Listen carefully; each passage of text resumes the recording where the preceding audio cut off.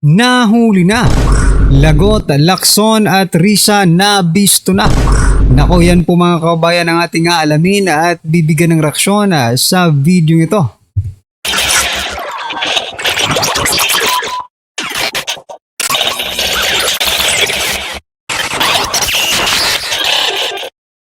So yun mga kabayan, bago po natin pasadahan yung ating main video, eto, no? Share muna natin itong mga nagte-trending na balita dito po sa mundo ng social media. At unahin nga po natin ito, no? Ito pong balita mula sa Abante News Online. Sabi po dito mga kabayan, malakas ebidensya sa flood control scam. Ayon po kay Senator Ping Lacson, no? 25% kickback ni na Joel Villanueva, Jinggoy Estrada. Dokumentado. Ayan na, dokumentado mga kababayan. Nanindigan sa Senate President Pro Tempore Ping Lacson na may dokumento hinggil sa pagtanggap ng kickback sa proyekto ni na Senator Joel Villanueva at Jinggoy Estrada, kaya inirekomenda niya bilang chairman ng Senate Blue Ribbon Committee na kasuhan sa ombudsman ang dalawang senador. Grabe, no? Ang tapang-tapang po, no? Ang tapang-tapang po ni Senator Ping Lacson pagdating po dito sa mga kasama niya sa Senado, no? Pero pagdating po dito sa mga congressman, sa House of Representatives, wala man lang na, di ba? Ilan yung sinasabi niya? Mamaya ipapakita. 67 yata yun eh, no?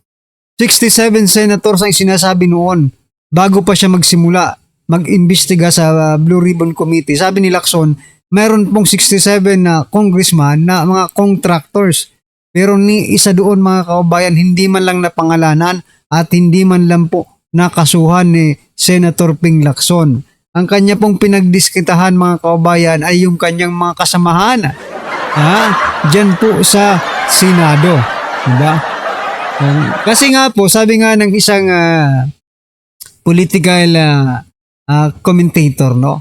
Sabi niya eto, ganito pala ang mangyayari, no? Kaya pala gusto nilang kasuhan itong mga senador na ito kasi nakikita po nilang pro-Sara. Okay?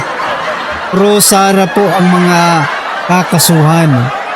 Sabi nga ni Ombudsman Boying Rimulya, ay wag kang mag-alala. Walang kuditang mangyayari dyan sa Senado dahil naka-standby na ang ating mga arresting team, no? Para arrestuhin itong mga senador na di umano ay sangkot sa flood control. Di ba? Ang galing ng script ninyo, no? Congressman wala, mga senador meron, pero nagmumula ang budget doon mismo sa House of Representatives. Ang galing naman. Di ba? Grabe. Ito po ang sabi ng ating mga kabayan. Sabi po dito ni Tweet Kulit. Kulit mo Talagang trinabaho ng gusto ang mga kakampi ni Sara. Correct, no? Trinatrabaho. Buong resources ng gobyernong ito talagang trinatrabaho po ang Duterte. It's either you are allied or you are Duterte itself mga kabayan. Sabi po dito, pwede ba ipakita sa publiko yung mga ebidensya at documents ng kickbackan? Oo nga, no? Puro salita lang walang ipinapakita. Sabi pa po dito ni Rosalito, yung iba kasi walang documents kaya lusot.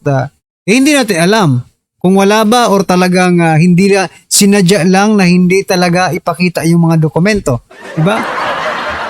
Anong malay natin kung meron din? Diba? Anong malay natin kung meron palang dokumento at ayaw lang ipakita sa atin? Diba? Yan mga kabayan, ano po ang inyong opinion dyan? Just comment down below. Dito po dyan sa sinasabi ni Senator Ping Lacson. So, eto mga kabayan, eto yun, yung sinasabi ko kanina. Sabi po dito ni Mike Defensor, former representative ito siya, former congressman, okay? Sabi po kasi ni Lacson noon, 67 na congressmen daw ang contractor sa sariling proyekto. Yan po ang sabi ni si Senator Ping Lacson. Tapos sabi po dito, walang suspension, walang investigation. Oo nga no? Teka lang, bakit sa House of Representatives hindi iniimbestigahan yung mga contractors, no? Pero dito sa sa Senado, talagang napaka ano ni Ping Lacson mag-imbestiga, no? Hoy, mahiya naman po kayo sa House of Representatives, no? Oh. Kung si Senator Ping Lacson ay talagang tinutuluyan niya yung kanyang mga kasamahan, bakit kayo dyan sa House of Representatives ay nagtatakipan lang? Di ba? Oh. Tapos sabi pa po dito ni Mike Defensor, sabi pa po, si Kong Kiko nagalit sa korupsyon ay may patuloy na suspensyon. Oo nga. Yeah. Yung mga contractors, hindi po sila nasuspinde, no? Patuloy po silang sumasahod sa ating kaban, mga kababayan, no? Oh. Samantalang ito pong si Congressman Kiko Barsaga na lumalaban sa korupsyon, patuloy ang kanyang pagkasuspinde at sinasabi nga, nitong ilang mga tongrista na tutuluyan po nila itong si Representative Kiko Barsaga na ma-expelled, no? Expulsion daw ang dapat diyan kay Congressman Kiko Barsaga, pero yung pong mga nagnanakaw, yung pong mga corrupt, no? Yung pong mga sangkot sa flood control scam ay hindi po sinususpinde. Ay, nako. Ito pong naging komento ng ating mga kababayan. Sabi po dito ni Rini Boy, wag natin tantanan ang issue sa flood control. Ginagawa kasi nila paglilihis ng tunay na issue si Kiko. Totoo. Panakip butas kumbaga, di ba? Patunay lang na ayaw nila ng malinis na gobyerno. Tama. Yan ang problema sa atin, ang walang ninanakaw at nagtatanggol sa mga Pilipino, siya pa ang sinuspende. Ang mga kawatan libre lang. What is happening na ba? Klarong-klaro ang mga hindi mabuting nangyayari sa Pilipinas. God save the Philippines. Ayan mga kababayan, no? Tama, God save the Philippines na. Panahon pa ni Cory, ganyan na ang kalakaran. Oo nga, pero ngayon talagang pinakamatindi, mga kababayan. Di ba? Ano po ngayon masasabi dyan mga karabin natin? Just comment down below at eto. Bago po natin i-play yung ating main video, eto pasadahan po muna natin itong si Tito Soto. Ito naman po ay patungkol mga kababayan sa impeachment ni Vice President Sara Duterte. Sabi po dito ni Soto, Lunes hanggang Biyernes, ilalaan sa impeachment versus Vice President Sara Duterte. Aray ko po. Excited lang. Excited po si Senate President. Sabi po kasi dito sa balita, mga kababayan, no? Sinabi ni Senate President Vicente Tito Soto III, sa Lunes hanggang Biyernes ang ilalaan ng Senado sakaling umabot sa kanila ang bagong impeachment complaint laban kay Vice President Sara Duterte. Giit ni Soto, hindi na dapat patagalin ang proseso ng impeachment. Ayon pa sa kanya, maglalaan ang Senado ng oras tuwing hapon hanggang matapos ang sesyon mula Lunes hanggang Biyernes upang mapabilis ang pagtalakay sa reklamo laban sa Vice Presidente. Para mapabilis ang impeach kay Vice President Sara Duterte. Pero nung ini-impeach si President Bongbong Marcos Jr., walang ganitong payag ang ating butihin ba? Senate President, okay?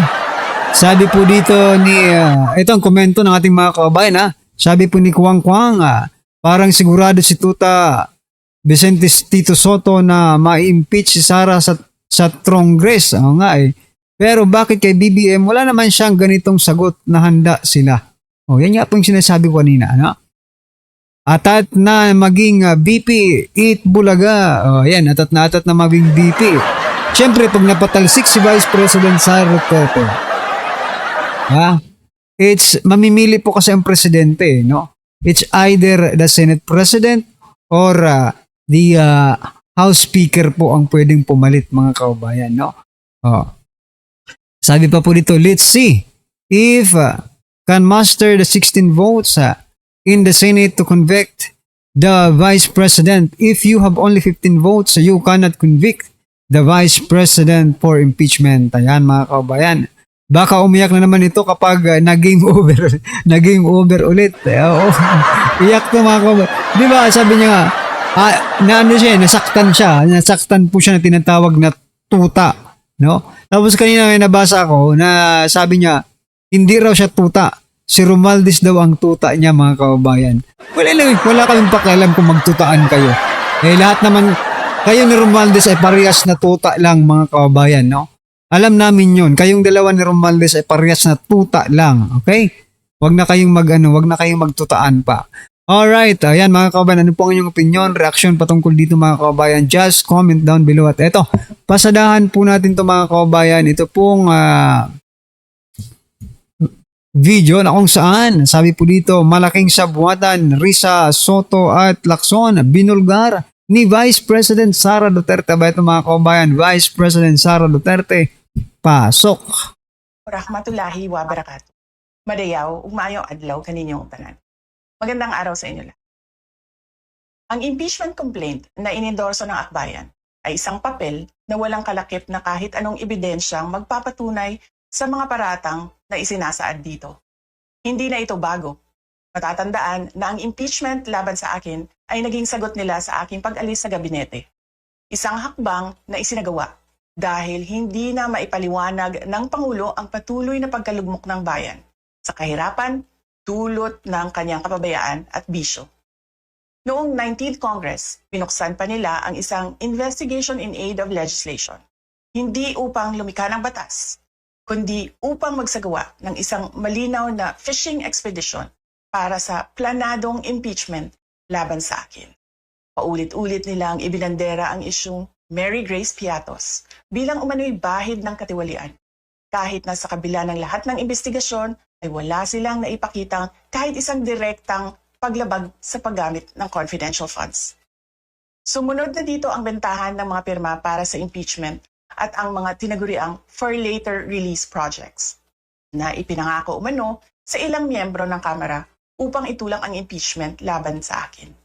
Mga pangyayaring mismong inamin na ng ilang mambabatas sa kanilang mga naging pahayag. Mga kababayan, walang kredibilidad ang akbayan upang mag-endorso o magsumite ng impeachment complaint. Ilang ulit ng hayagang ipinahayag ng kanilang pinuno ang kanyang intensyong tumakbo sa pagkapangulo. Isang malinaw na indikasyon ng pampolitikang motibo sa likod ng kanilang mga hakbang. Huwag nating kalimutan ang makasaysayang talumpati noong Agosto 2024 ni Risa Ontiveros, kung saan malinaw niyang inilahad ang tunay na motibo ng akbayan bilang isang grupo. At habang ang anak niya ay may kapangyarihan pa, hindi magiging madali ang ating laban. While VP Sara is in power, the threat of a full-blown Duterte comeback is still a very real and present danger. For one, they are supported by one major superpower, China. Kaya malinaw na lahat ng ito ay isang uri ng harassment at pang-aabuso sa proseso ng impeachment. Putulin lang po natin saglit si si Vice President Sara Duterte. Ay gusto ko lang bigyan po ng reaction sinasabi ni Risa Ontiveros na funded daw ng China si VP Sara sa eleksyon. Ang tinutulungan ng China, no? Ang masasabi ko lang mga kababayan, bakit mga Chinese bang bumuboto? Mga Chinese bang bumuboto dito sa Pilipinas? Mga Pilipino naman bumuboto sa Pilipinas, di ba? Huwag yung gawin tanga ang taong bayan kasi gustong-gusto niyang siraan si Vice President Sara Duterte. Impeachment ng grupong akbayan. Bakit naudlot? O iisang grupo. Ito ay laban para sa katotohanan at sa dangal ng ating bansa. Naway magsilbi itong paalala sa ating lahat na ang kapangyarihan ng impeachment ay hindi dapat ginagawang sandata ng politika, kundi isang banal na proseso para sa hustisya at pananagutan.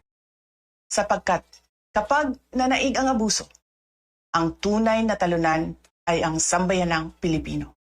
Syukran. Sapon So yan mga kababayan, ano po ang inyong masasabi dyan sa mga pahayag ni Vice President Sara Duterte? yan, nabisto na po yung kanilang gustong mangyari, no? Kaya naman pala nagtutulungan, sanib-sanib pwersa na silang lahat just to impeach Vice President Sara Duterte. Well, anyway mga kababayan, ano po ang inyong opinion, reaksyon patungkol po sa video ito? Just comment down below. Ayan, maraming salamat po. Please don't forget to like and subscribe. Maraming salamat po.